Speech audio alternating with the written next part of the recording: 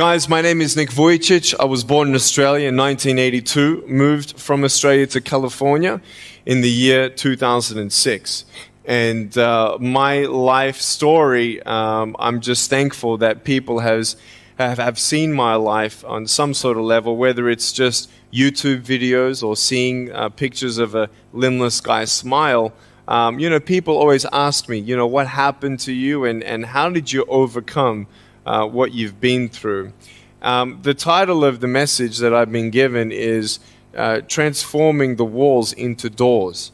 When I speak corporately, the line that I like to use is changing obstacles into opportunities. Now, I'm very well aware to share with you as well, I know that there are 1 billion people going hungry today. I know that this year 1 million people will commit suicide. It's 1 every 40 seconds. I know today there are 120 million slaves, and I've met sex slaves, and I've seen the top of the pyramid as far as business and met the billionaires. I've met bankers, and I've also met orphans. We're all looking for something. We're all looking for hope. Hope you can't just have just because you were born with hope. No, we're born with pain. We're born and live through difficulties. And in our life, my parents always taught me that even though we don't know why I was born this way, that we have a choice. Either to be angry for what we don't have, or be thankful for what we do have. The power of that choice was the first thing that I had to overcome and decide for myself, especially in the early years of school. A lot of kids would come up to me and tease me.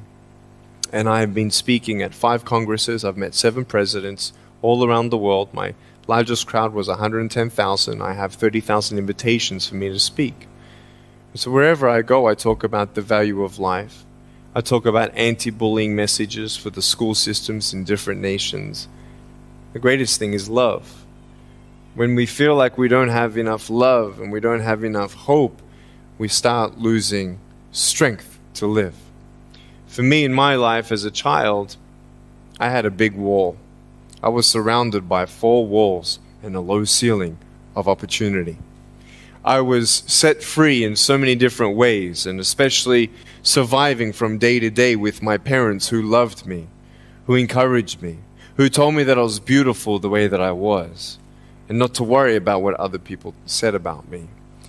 I was actually the first special needs child to be integrated into the mainstream education system in Australia, and I was awarded Young Citizen of the Year in 1990. And the world is a hurting place, and the world needs hope, and the world needs love. Without hope, we feel like, why are we here? Well, brokenness. Here's mine. Today, I still have no arms, no legs. But everything's changed. Everything. For me, I was looking for hope and happiness, and I couldn't see it for many years.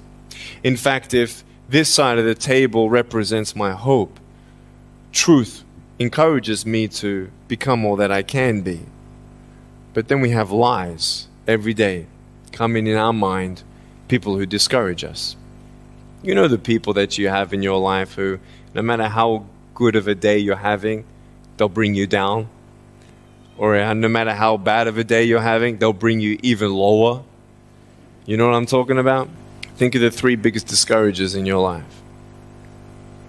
They're not your biggest discouragers. You are. You are. It only takes 3 seconds for me to tell you something discouraging. But then you may never forget my words.